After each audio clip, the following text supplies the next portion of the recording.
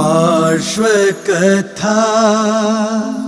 पार्श्व कथा के पुण्यार्चक हैं सोगानी परिवार जयपुर, गुरु भक्त परिवार, श्री प्रताप माल जी नंद किशोर जी, पत्नी श्रीमती लता देवी, पुत्र श्री अनुज कुमार, पत्नी श्रीमती श्रुति देवी, पौत्र आकाश, अंश, विनायका, सूरत, सीकर, राजस्थान। श्री एसी जैन, श्रीमती प्रमिला जी जैन, अल्पना, संदीप, पलक एवं नमन, डॉक्टर वरुण, प्रियंका, सम्यक एवं स्वस्ति, डॉक्टर नीलम, डॉक्टर विजय, ईरा एवं विवान, डॉक्टर नितिन जैन, डॉक्टर अल्पना जैन, पुत्र श्रुत जैन, पुत्री अमेया जैन, श्रीमती उषा जैन, श्री विमलेश जैन, पुत्र एवं पुत्रवधू श्री नितिन जैन, श्रीमती मेघना जैन, पौत्र एवं पौत्री आदित्य जैन, अनुष्का जैन, मार्सन्स परिवार आगरा, गगन, नीतू जैन, सिंगापुर, श्री वीरेंद्र कुमार जैन सीए, श्रीमती कमल नयनी जैन, दरियागंज, नई दिल्ली, पुत्र एवं पुत्रवधू आयुष, दीप्ति जैन, पौत्र देवयश जैन, पुत्री एवं दामाद श्रीमती अदिति, श्री संचित जैन, दोहित्र युगम एवं सर्वम जैन, लंदन, श्री मुकुल जैन, व्रती प्रतिभा जैन, श्रीमती निष्ठा जैन एवं जय कुमार शाह, अर्पित जैन, देहरादून, श्री सुशील कुमार जैन, धर्मपत्नी श्रीमती निर्मल जैन, पुत्र पुत्रवधू श्री मुनीश कुमार जैन, श्रीमती मेघा जैन, पुत्र पुत्रवधू श्री हर्ष कुमार जैन, श्रीमती सोनिका जैन, पौत्र समर्थ जैन एवं पार्थ जैन, पौत्री भव्या जैन, हिया जैन एवं Shri Jain, firm Shri Arihant oil and general mills, तहसील रोड, जगराव, लुधियाना, पंजाब। श्री नरेंद्र जैन, कप्तान, धर्मपत्नी श्रीमती शील जैन, पुत्र व पुत्रवधू श्री संदीप जैन, श्रीमती सुनीता जैन, श्री अंकुर जैन, श्रीमती शिवानी जैन, पौत्र व पौत्री श्रेयांश जैन, समृद्धि जैन, संभव जैन, पुत्री एवं दामाद श्रीमती रचना जैन, श्री संजय जैन, दोहित्र श्री सक्षम जैन, पत्नी श्रीमती शिल्पी जैन, दोहित्र Utkrisht Jain, Shalimar Bagh, Delhi 88, firm messrs high tone trading and manufacturing company, manufacturers and exporters of public address, amplifiers, speakers, microphone आदि, B3, B7, Mangolpuri industrial area, Delhi 83।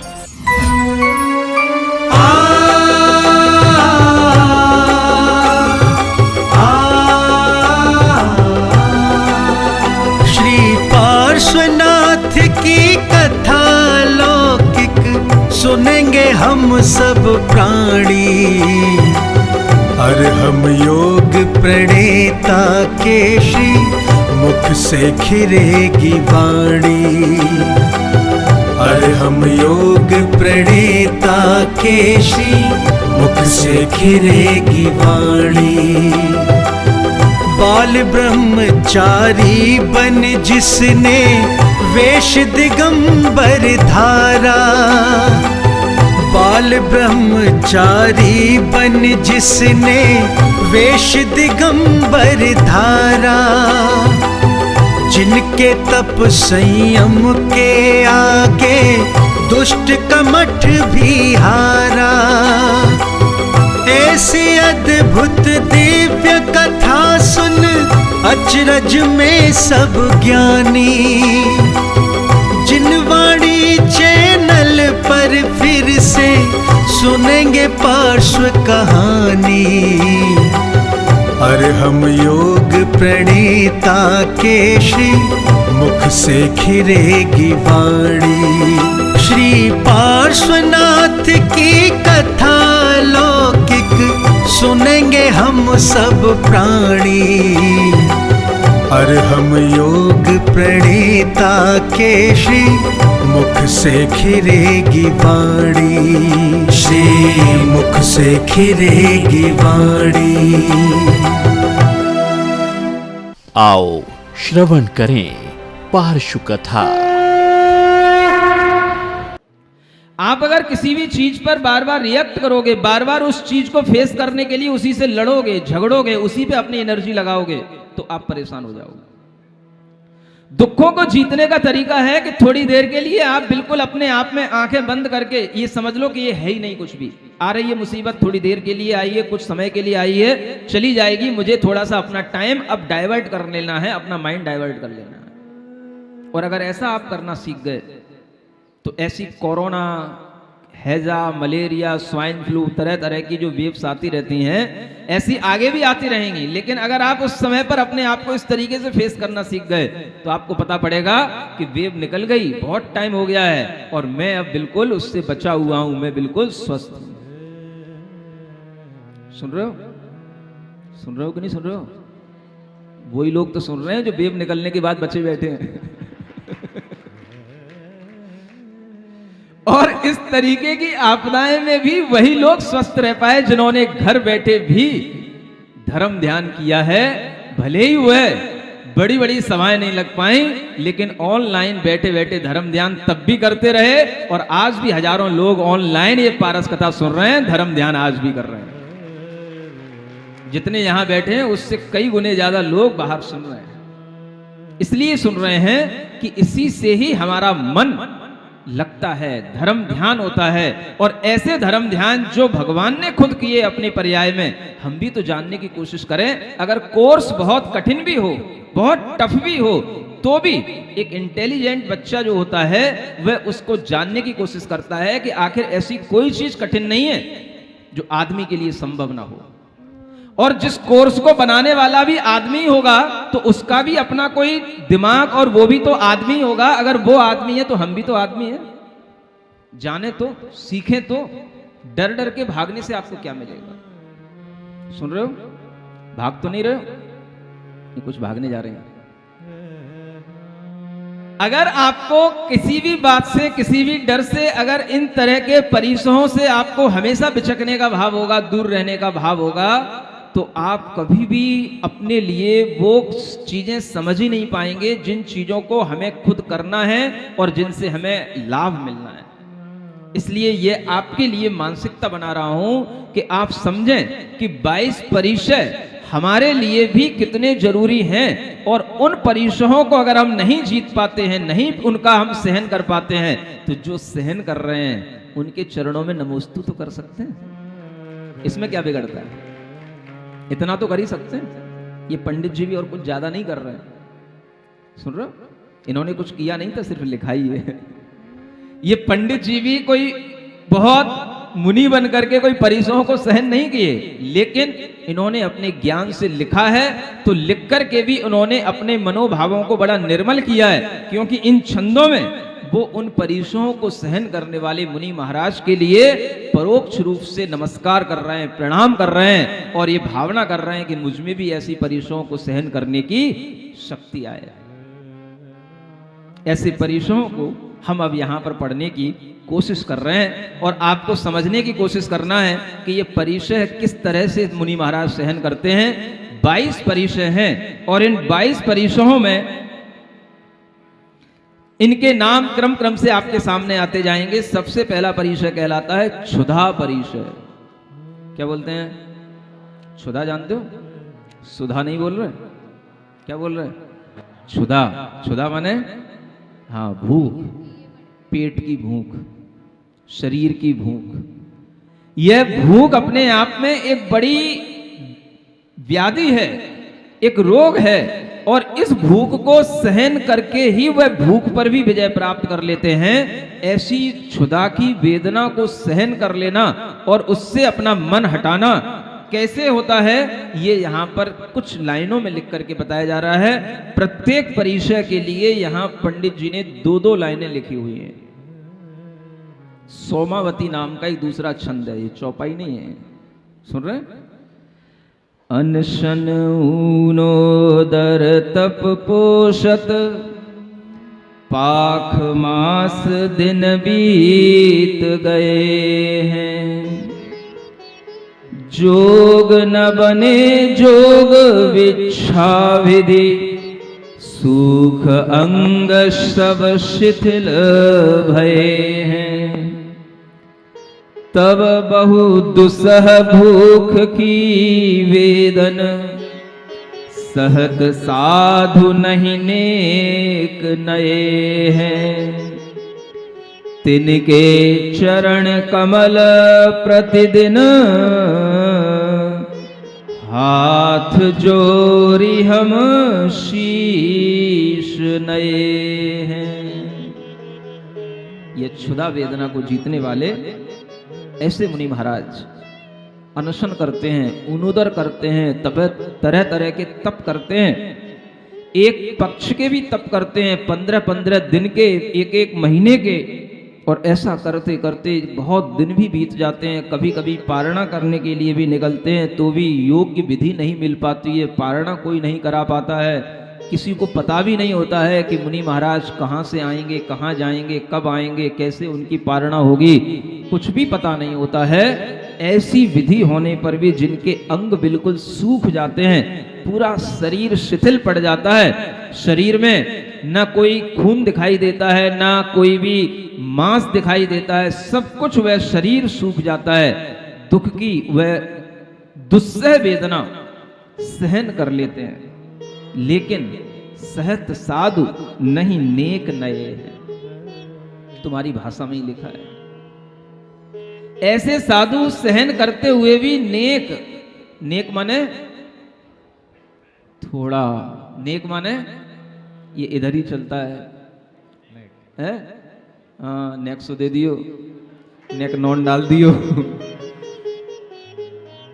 ऐसे ही ये साधु इस वेदना को सहन करते हुए भी नेक माने तनिक भी अपने से दूर नहीं हुए, झुके नहीं, माने उन परिसरों से डरे नहीं। तिनके चरण कमल में हम हाथ जोड़कर शीश नए हैं, उनके चरणों में हम हाथ जोड़ करके अपना शीश झुकाते हैं कि जो इस तरह से शरीर की तमाम वेदनाओं को जीत लेते हैं और अपनी आत्मा की भावना से, अपने आत्मा के ध्यान और ज्ञान से कभी भी च्युत नहीं होते, यह सोच करके कि शरीर छूटता है, नष्ट होता है, लेकिन मैं चैतन्य आत्म पिंड हूं, मेरा कभी भी अभाव नहीं होता। मैं अगर शरीर में अपना मन लगाऊंगा तो मुझे जन्म जन्म तक शरीर ही मिलेगा। जिसमें हमारा मन लगेगा हमें वही चीज मिलेगी। ये एक मनोविज्ञान है, ये भीतर की केमिस्ट्री है। आपका मन अगर भोगों में लगेगा तो भोग ही मिलेंगे आपको जन्म जन्म तक। आपका मन अगर शरीर में लगेगा तो अपना शरीर ही आपको जन्म जन्म तक मिलेगा। अगर आप दूसरों के भी शरीर की इच्छा करेंगे तो आपको शरीर ही दूसरों का मिलेगा। अगर आप अपने मन को अपनी आत्मा में लगाने लग जाएंगे तो आपको अपनी आत्मा की उपलब्धि हो जाएगी। जहां मन लगाओगे वहीं पर वो चीज मिलेगी। इसलिए यह शरीर को वैराग्य के माध्यम से छोड़ करके और अपनी आत्मा में मन लगाते हैं, ऐसी क्षुधा की परिचय जीतते हैं। और क्षुधा से भी बढ़कर के एक परिचय और होती है, तृषा माने तृष्णा, पानी, प्यास, पिपासा, इस तृषा की वेदना को भी जीतते हैं। पराधीन मुनिवर की भिक्षा, पर घर ले ही कहें कछु नाही। प्रकृति विरोध पारणा भुंजत, बढ़त प्यास की त्रास तहाही। ग्रीष्म काल पित्त अति कोप, लोचन दोय फिरें जब जाही। नीर न छहे सहे ऐसे मुनि, जयवंते वरतो जगमाही। जयवंतो वरतो जगमाही। तृषा, प्यास कैसे बनती है? पराधीन मुनिवर की भिक्षा। ये एक सूक्ति वाक्य सा बन गया है, आप हमेशा कभी कभी बोलते हैं, पुराने लोग जानते हैं, कहते हैं पराधीन मुनिवर की चर्या, ऐसा बोलते हैं। सही पाठ क्या है? पराधीन मुनिवर की भिक्षा कहो, चर्या कहो, क्योंकि चर्या का मतलब आहार चर्या से ही है। सबसे ज्यादा जिस शरीर से राग होता है, जिस भोजन से राग होता है, वही चीज जब पराधीन हो गई तो बहुत राग तो उसी में मिट गया। अब अपनी इच्छा से कुछ नहीं मिलेगा, दूसरे की इच्छा से मिलेगा। कम भी मिलेगा, ज्यादा भी मिलेगा, कह नहीं सकते दूसरा क्या देगा, तुम्हें क्या इच्छा करनी है, इच्छा करोगे तो वो चीज कभी नहीं मिलेगी, क्योंकि आपकी केवल इच्छा है। आपके लिए मौन भी है, आपको अपनी इच्छा वहां व्यक्त भी नहीं करना है, मौन पूर्वक खड़े रहना है, और जो श्रावक दे दे वो आपको ले लेना है। ऐसी पराधीनता के साथ में भोजन करना है। और कभी कभी तो वह प्रकृति विरुद्ध पारणा भी हो जाती है। प्रकृति विरुद्ध मतलब प्रकृति तो थी हमारी पित्त की, और उन्होंने उसी पित्त की प्रकृति में पित्तौड़ा खिला दिए। नहीं समझे? पित्तौड़ा नहीं जानते? पित्तौड़ा जिससे पित्त दौड़ता है उसी को पित्तौड़ा बोलते हैं। नहीं जानते? बेसन के रोल वाले। हाँ हाँ भाई समझ क्या बोलते हो? रोल बोलते हो? अरे नहीं भाई, हाँ हाँ पितौड़ पितौड़। समझ आ रहा है? तो जिस बेसन से, जिन मिर्चियों से, जिस तली हुई चीजों से पित्त बढ़ता है और किसी की पित्त प्रकृति हो, उसने वही खिला दिया, महाराज यही खाओ। कुछ है ही नहीं है, रोटी बनाई ही नहीं है, क्या करोगे? है ही नहीं। या कुछ और भी ऐसी चीजें जो गर्मी में गर्मी बढ़ाने वाली हो, ठंड में और ठंडी चीजें इस तरह की प्रकृति के विरुद्ध पारणा हो जाती है और प्रकृति के विरुद्ध आहार हो जाता है, तो वह प्यास और भी ज्यादा बढ़ जाती है। और ग्रीष्म काल हो और इस तरीके का पित्त कुपित हो जाए, लोचन दोय फिरें जब जाही, आंखें घूमने लग जाती हैं, आंखें फिर जाती हैं। समझ आ रहा है? एकदम से आंखें टंगी सी रह जाती हैं। हाँ, आपको क्या पता। और इस तरीके की कंडीशन कई बार बन जाती है, इतने समझदार श्रावकों के बीच में भी बन जाती है। समझ आ रहा है? प्रकृति के विरुद्ध कुछ भी दिया जा सकता है, और आपने जो दिया आपको पता ही नहीं कि वो कैसा है, क्योंकि कराने से पहले आप चखते तो कुछ है ही नहीं हो। चखना हमारा धर्म ही नहीं है। सुन रहे हो? ऐसा भी हो जाता है। अमरकंटक की बात है। बहुत से ब्रह्मचारी लोग थे जिनका आज दीक्षा दिवस भी है। सुन रहे हो? ये सभी वीर सागर जी वगैरह और भी उस समय पर, और भी अनेक, सब ये ब्रह्मचारी थे उस समय पर। और इन लोगों ने, ब्रह्मचारियों ने उस समय पर पड़गाहन किया, और पड़गाहन करने के बाद में इन्होंने आहार दिया।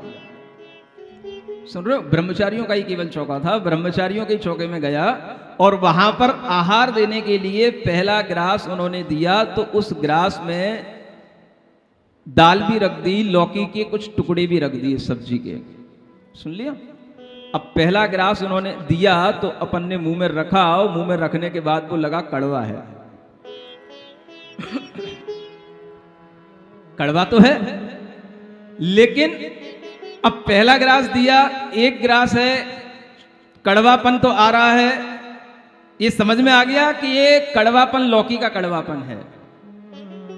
अब दो ही कंडीशन है, या तो बैठ जाओ, अंतराय कर दो, या उसको ले लो भीतर। समझ आ रहा है? अब मन में विचार चल रहा है और वो कड़वापन भी महसूस हो रहा है, लग रहा है कि थोड़ा सा कड़वापन है, चल जाएगा, क्या फर्क पड़ रहा है, अगर कड़वापन है थोड़ा सा आज मीठा ज्यादा ले लेंगे तो बराबर हो जाएगा।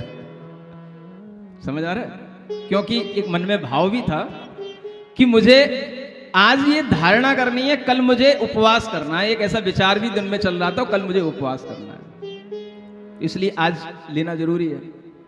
और एक ग्रास से क्या फर्क पड़ेगा, ले लिया। एक ग्रास लेने के बाद में फिर दूसरा, फिर वो चीज नहीं ली, वो सब्जी नहीं आई, लेकिन वो एक ग्रास में जितने भी पीस पहुंच गए वो उस समय कुछ नहीं हुआ, बाद में पूरा भोजन हो गया, है ना। बीच में जो मीठा भी दिया गया वो भी ले लिया, यही सोच करके कि भाई इसका कड़वापन दूर हो जाए, और वो ले लिया। लेने के बाद कुछ नहीं, ऐसा लगा ही नहीं कि कुछ हुआ। आराम से आकर के बैठ गए। जब दोपहर में प्रत्याख्यान होने का टाइम आता है, आचार्य महाराज के पास में सभी साधु लोग जाते हैं और प्रत्याख्यान करते हैं, माने कल के लिए प्रत्याख्यान, कल के लिए आहार का त्याग, ऐसा त्याग भी करते हैं। और जिनको उपवास आदि लेना होता है वो उपवास आदि भी लेते हैं, जो भी तप करना होता है वो तप अपने मन से ग्रहण करते हैं। तो उस समय पर इर्यापत भक्ति होती है, और उसी समय पर जाकर के वह उपवास लेने का मन तो था ही कि कल उपवास करना है, और वो उपवास ले लिया। सुन रहे? सामायिक का समय आया, 12 बज गई, और जैसे ही 12:15 बजी एकदम से सिर घूमने लग गया, चक्कर से आने लग गए, घबराहट सी होने लग गई और तुरंत जो है वो सामायिक छोड़नी पड़ी और वहां से उठ करके फिर छत पर गया और वहां जाकर के उल्टी उल्टी उल्टी शुरू हो गई। वो जितना भी खाया था सारा घंटे भर तक क्या दिन भर उल्टी होती रही और उल्टी होते होते होते होते आप समझ सकते हो कि एक बार, दो बार, चार बार उल्टी होती तो आप लोगों की क्या हालत होती है। और उल्टी होते होते वो हालत इतनी पस्त पड़ गई कि शाम तक उठने बैठने की स्थिति भी बिगड़ने लग गई। अब ये तो चलो ठीक है, निकल गया, बीमारी निकल गई, कड़वापन निकल गया, सबको समझ में आ गया कि ऐसा क्यों हुआ, मुझे भी समझ में आ गया कि ऐसा क्यों हुआ। लेकिन अब जब शाम को लोगों ने हालत देखी तो सब कहने लगे महाराज रात तो निकलना ठीक है, अब कल आपने उपवास ले रखा है। हमें भी पता है उपवास ले रखा है, कल का क्या है उपवास, समझ में आ रहा है। अब लोग जो श्रावक लोग हैं वो कह रहे हैं कि महाराज ये उपवास आप अगर कल करेंगे तो बहुत दिक्कत हो सकती है। कोई थोड़े से वहां पर डॉक्टर और वैद्य टाइप के भी लोग थे तो कहने लगे महाराज इतना अगर किसी को हो जाता है, गृहस्थ को ड्रिप चलानी पड़ती है, पानी की बहुत कमी हो गई है, आपको कल उपवास नहीं करना। अब कल तो होने दो, कल हुई। अब जो मुनि महाराज आसपास हैं वो भी चर्चा कर रहे हैं, आचार्य महाराज के पास पहुंच गए कि कल हालत बहुत खराब हो गई थी, उपवास को आगे भी बढ़ाया जा सकता है, प्रत्याख्यान आगे भी बढ़ते हैं, ऐसा भी शास्त्रों में नियम है, आप आज्ञा दें तो आचार्य महाराज कहते हैं उसी से पूछ लो जाके।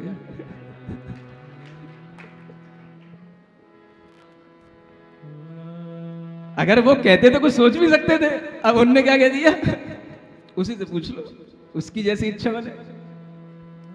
अब उन्होंने अगर हमारे ऊपर डाल दिया तो फिर मन में आया कि नहीं, अगर अपन ने मन बनाया है, अपन ने नियम लिया है, उपवास लिया है तो करेंगे, जैसे भी होगा करेंगे।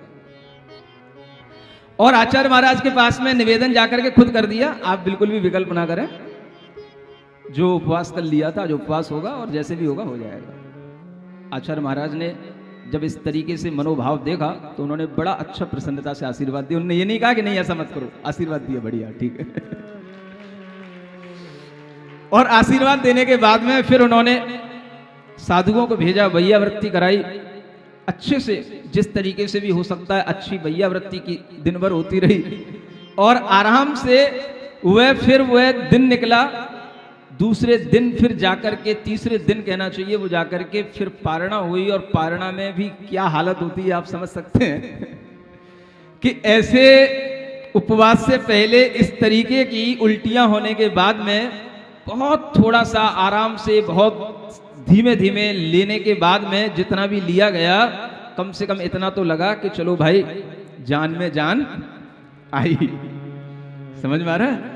तब समझ में आता है ये जो लिखा है ना, आंखें फिर जाती हैं, चक्कर आते हैं। जब ग्रीष्म की ऋतु भी हो और इस तरीके के प्रकृति विरुद्ध आहार हो जाए और इस तरीके की समस्याएं सामने आ जाएं, फिर भी आपको अपने व्रतों से, अपने संकल्पों से हटना नहीं। इसी को बोलते हैं तृषा परिशह जय। सामान्य श्रावक तो 2-4 उल्टियां हो जाएं तो बोतलें की बोतलें लगवा लेता है। समझ आ रहा है? आप सोचें कि अगर हम अपने अंदर इस तरीके की शक्ति लाते हैं, ऐसा कुछ अपना मनोभाव बना करके रखते हैं, तभी यह परिशह जय कहलाते हैं। और इन्हीं परिशहों को जय होने से कर्म की निर्जरा होती है। इसे बोलते हैं तृषा परिशह जय। ये दूसरी है। तीसरी कौन सी है? क्षुत पिपाशा। ये 2 परिशह हो गई। इसके बाद में आती है शीत परिशह। शीत काल सब ही जन कांपे, खड़े जहां वन वृक्ष डहे हैं, झंझा वायु बहे बरसा ऋतु, बरसत बादल झूम रहे हैं। तहां धीर तटनी तट चौबट, ताल पाल पे करम दहे हैं, सहें संभाल शीत की बाधा, ते मुनि तारण तरण कहे हैं, ते मुनि तारण तरण कहे हैं। ये शीत परिचय है। आप तो शीत में अपने घरों में कंबल ओढ़ करके बैठे रहते हो, मूंगफली खाते रहते हो, चाय पीते रहते हो। और मुनि महाराज ना उनके पास कंबल है ना रजाई है, और उन्हें अपनी पूरी चर्या भी करनी है। कितनी भी शीत हो, कुछ भी हो, तो भी उन्हें अपनी चर्याएं सभी करनी होती हैं। स्वाध्याय भी है, सामायिक भी है, निहार भी है, आहार भी है और विहार भी है। सब कुछ होता है शीतकाल में भी। और इस तरीके की सभी चर्याएं करके भी वह मुनि महाराज सब तरीके के शीत को, ठंड को सहन करके भी कभी ऐसा नहीं सोचते कहां फंस गए। अगर ये सोच लिया तो गुरुस्थान ही गिर जाएगा। कभी भी ऐसा विचार नहीं करते कि लोग अभी घरों में बैठे बैठे अपने कंबलों में, हीटरों में बैठे होंगे और हम यहां सड़कों पर विहार कर रहे हैं ठंड में। उन्हें उसी में आनंद आता है और उसी शीत परिचय को सहन करते हुए भी वह अपने ध्यान को, अपने ज्ञान को इतना संभाले रखते हैं कि उनके लिए कभी भी ऐसे विकृत और ऐसे निम्न विचार नहीं आते। और वह हमेशा अपने आप में ये भाव करते हैं कि अगर यह जीत लिया तो उसी से वो प्रसन्न अपने आप में हो लेते हैं और अपने आप को शाबाशी दे लेते हैं कि ऐसी शीत भी निकल गई। जो लोग कहते हैं कि ऐसी ठंड महाराज पहली 50 साल में कभी नहीं पड़ी, वो भी निकल गई, हाड़ फोड़ने वाली। समझ आ रहा है? ऐसी शीत भी होती है तो वह भी सहन की जाती है, और शीत नहीं होती है तो क्या होता है? ग्रीष्म होती है। परिचय तो दो ही रखे हैं, वर्षा का कोई परिचय अभी नहीं है यहां, लेकिन वर्षा का एक योग अपने आप में अलग होता है। उसकी भी परिचय, उसकी भी एक अपने आप में सहन शक्तियां अलग होती हैं। शीत परिचय के बाद में यहां पर उष्ण परिचय का वर्णन किया जा रहा है।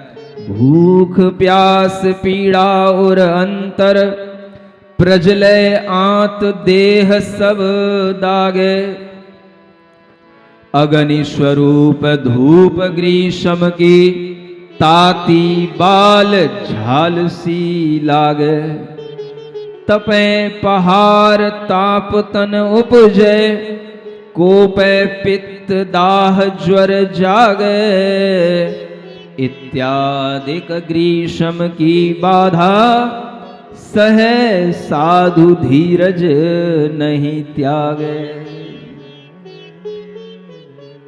उर में मने हृदय में भूख प्यास की पीड़ा उत्पन्न होती है, आंतें जल रही होती हैं, देह में आग सी लग रही होती है, सब देह जल रही होती है, और वह ऊपर से अग्नि की तरह ग्रीष्म धूप भी लग रही होती है, ताती ताती बालों की झाल भी लागती है। अगर कहीं पर कोई भी हवाएं भी चलती हैं तो वे भी गरम गरम लू लपट लगती है। पहाड़ तपते हैं और वह ताप तन में उपजता है, पित्त भी कुपित होता है, ज्वर भी आ जाता है, लू लग जाती है तो ज्वर भी आ जाता है। इत्यादि ग्रीष्म की बाधा, सहे साधु धीरज नहीं त्यागे। सुन रहे हो? होता ही रहता है। आप कितनी भी व्यवस्थाएं करो, आप कितनी भी मुनि महाराज की सेवा करो, कहां तक करोगे, क्या करोगे? जहां रुकना है वहां रुकना है, जैसी स्थिति होगी वहीं रुका जाएगा, जहां जिस प्रकार का वातावरण होगा वहां उसी प्रकार का ही वातावरण होगा। आप अलग से क्या कर पाओगे? बहुत दूर की बात क्या कहें, मुकेश बैठे हैं सामने फैक्ट्री में रुकाया था, सामने से धूप पड़ रही है, भीतर धूप जा रही है, आपके लिए ऐसा लग रहा है कि हमने मुनि महाराज के लिए रोका है, वातावरण है, लेकिन वो वातावरण कहीं से भी ग्रीष्म के अनुकूल नहीं है। ये आपको महसूस नहीं होगा क्योंकि आपके लिए ऐसा लग रहा है कि सब ठीक है, सब ठीक है, सब ठीक है, लेकिन रहता है। जब तक कि एक कमरा भीतर के भीतर ना हो, जब तक कि एक दीवार उसकी धूप को रोकने वाली ना हो, तब तक वो बाहर की आग भीतर आने से कैसे रुक सकती है? समझ आ रहा है? अब जहां जो है स्थान वो तो है ही, स्थान तो एकदम से नया बन नहीं सकता। दूसरे स्थान पर भी ऐसी तीव्र दोपहरी है, तीव्र धूप है, कहीं जा भी नहीं सकते। तो जो है सो है, क्या कर सकते? आपने तो अपने हिसाब से सब अच्छा ही किया, लेकिन वो जरूरी नहीं कि मुनि महाराज के लिए सब कुछ अनुकूल बने, वह अलग ही होता है। और इस तरह से अनेक तरह की बाधाएं होते हुए भी मुनि महाराज अपने ज्ञान, ध्यान, समता और धैर्य को कभी भी नहीं छोड़ते हैं। ये बात किसी के लिए आपत्ति जताने वाली नहीं होती है, ये तो सिर्फ आपको ये मनोभाव देने के लिए होती है कि आप ये जानें कि आज भी मुनि महाराज अपनी शक्ति अनुसार ये सब चीजें सहन करते हैं। ये ठीक है कि इतनी शक्ति नहीं है कि पहाड़ पर जाकर के गर्मी में खड़े हो जाएं, समझ आ रहा है? लेकिन पहाड़ की तलहटी में भी गर्मी में बैठे बैठे गर्मी निकालना ये भी बड़ी बात होती है। बिना कूलर, बिना एसी के और बिना किसी प्रकार की ठंडी ठंडी हवाओं के वह गर्म वातावरण में भी अपने आप को बनाए रखना। और कभी कभी तो वह भोजन, पानी, वह भी जब गर्मी में होता है तो वह गर्मी में कभी कभी तो भोजन भी करने की इच्छा नहीं होती है, क्योंकि गर्मी में कितना भोजन किया जाता है, पानी पानी। और वह पानी भी अगर एक स्थान से दूसरे स्थान तक आने में आधा किलोमीटर हो और सड़कें गर्म हो रही हो तो वो पानी भी सूख जाता है वहां तक आते आते। समझ आ रहा है? तरह तरह की ऐसी सब बाधाएं होती रहती हैं, लेकिन मुनि महाराज अपनी समता को बढ़ाते हैं, धैर्य को बढ़ाते हैं। ये सब तो जीवन में चलता ही रहेगा, इसीलिए ये जीवन अपनाया गया है। किसी को ताने देने के लिए नहीं, किसी को कोसने के लिए नहीं, किसी को बुरा कहने के लिए नहीं, ये सब अपने लिए, अपने कर्म की निर्जरा करने के लिए है। ऐसा सोच करके मुनि महाराज ये सब बाधाएं सहन करते हैं। एक और बड़ा परिचय है, बड़ा परिचय है। कौन सा आ रहा है? दंस मसक परिचय। कौन सा? डांस डसे माखी तन काटे,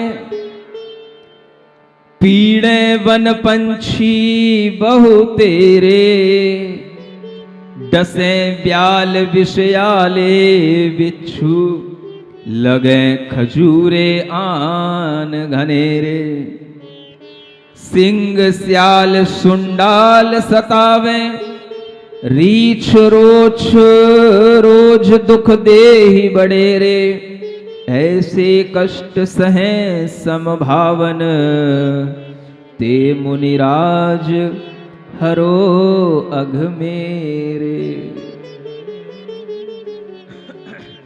बड़े बड़े जंगलों में जो मुनि महाराज रहते हैं, चतुर्थ काल की तपस्याओं का यह वर्णन है, जहां पर बड़े बड़े डांस होते हैं, मक्खियां होती हैं, बड़े बड़े विषधर भी होते हैं, बिच्छू भी होते हैं, सिंह, श्याल, रीछ, रोज, सब तरीके के पशु होते हैं, और वो भी उनको आकर के तरह तरह के कष्ट दे देते हैं, लेकिन फिर भी वह समभाव से सब कुछ सहन कर लेते हैं।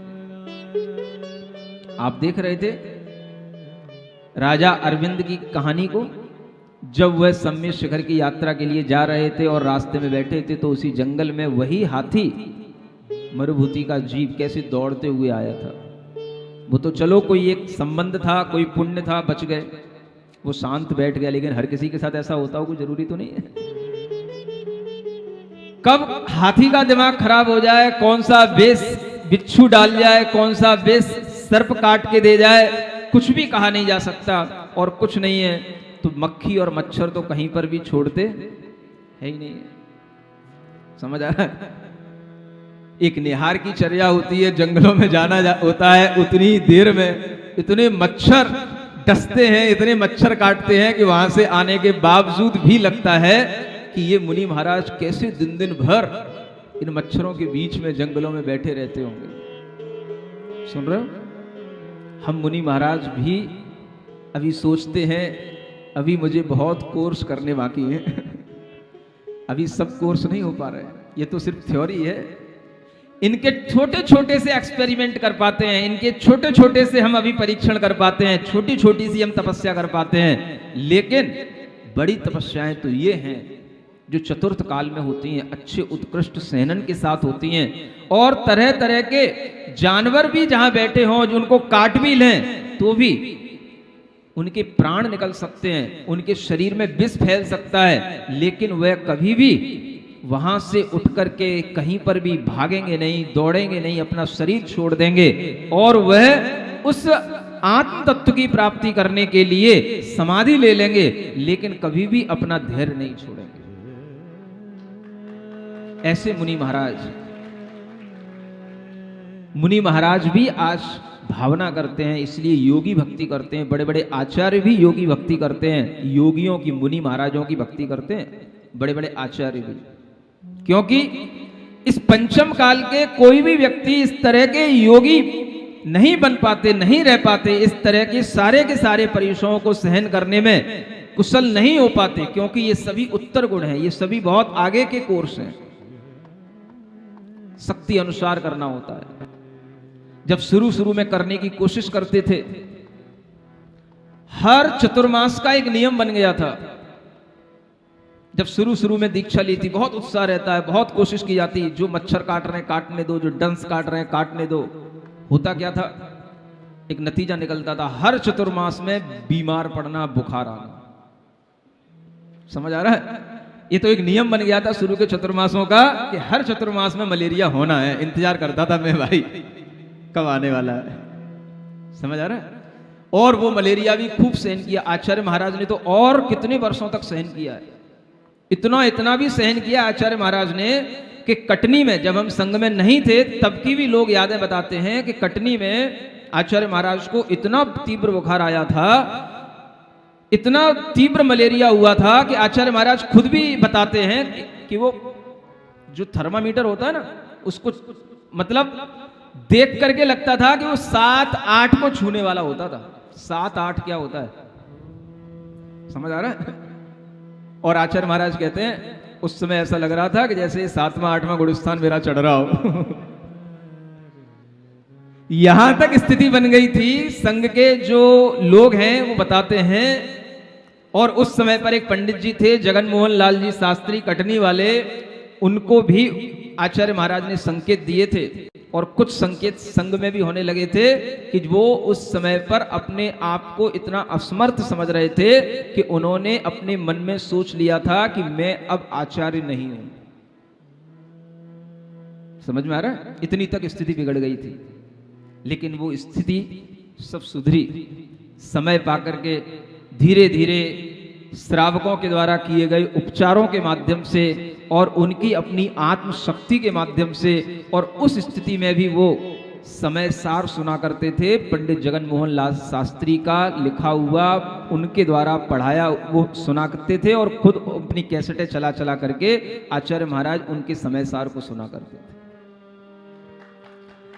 जहां कहीं पर भी कुछ भी त्रुटि होती थी तो उस समय पर रोक भी देते थे, इतनी चेतना उनके अंदर रहती थी, और बुखार इतना तीव्र रहता था।